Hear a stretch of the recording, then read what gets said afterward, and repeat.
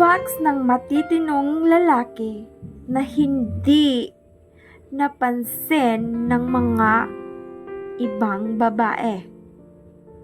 Alam nyo ba girls, na mga lalaki pa rin na matino pagdating sa relationship?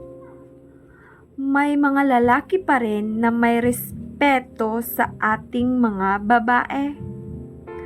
May mga lalaki pa rin na kayang sunod-sunuran sa'yo, wag mo lang iwan. Ang problema, may mga babaeng kasi na ginusto ang bad boy kaysa good boy. May mga babae na mabilis magsawa pag hindi naramdam ang kilig sa kanilang relationship. Tapos pag nasaktan kayo, sasabihin nyo lahat ng mga lalaki ay manloloko. No, that's not right. Yung mga lalaki kasi may similarities pagdating sa ugali. Hindi lahat mangloloko.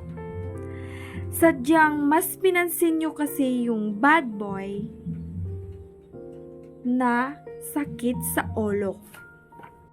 Kasi hindi nyo pinansin ang good boy na kayang isakripisyo yung lahat maging maayos lang kayo.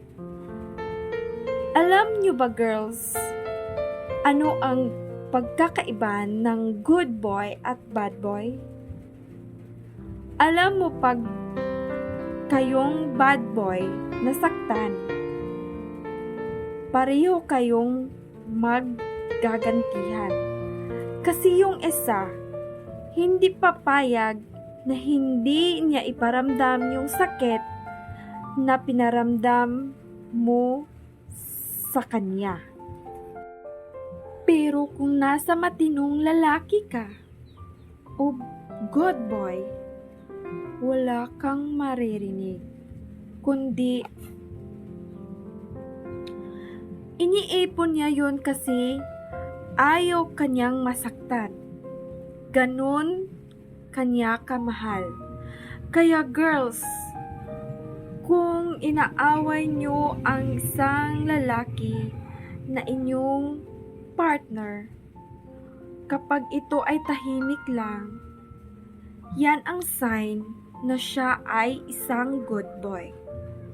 Kung ang lalaki naman, kapag kayo ay nag-aaway at siya ay ratatat ng ratatat, ibig sabihin, bad boy yan. Kasi, ranas ko yan girls.